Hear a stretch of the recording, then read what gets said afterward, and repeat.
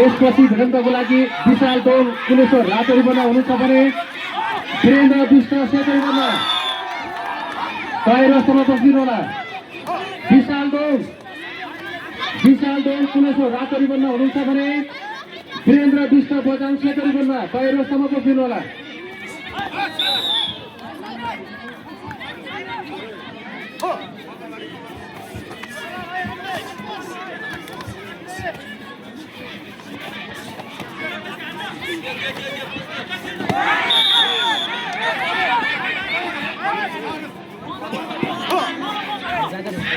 विशाल टोल कुलेश्वर रातो रिबनमा हुनुहुन्छ भने वीरेन्द्र विष्ट बजाङ सेतो रिबनमा कृपया तयारी अवस्थामा बस्दिनु होला।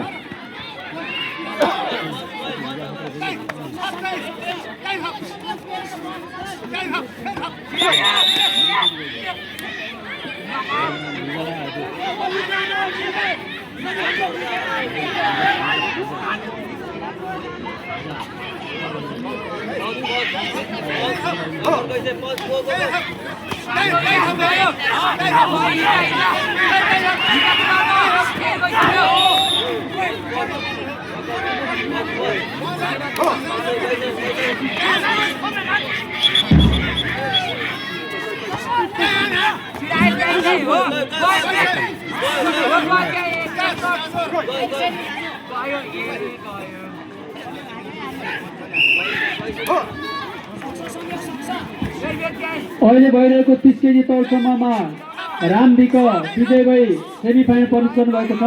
यसपछिको भिडन्तको लागि रातो रिबनमा विवेक तामा र सेतो रिबनमा वृद्धि कृपया तयारी भएर बस्दिनु होला। 30 केजी तौलसम्ममा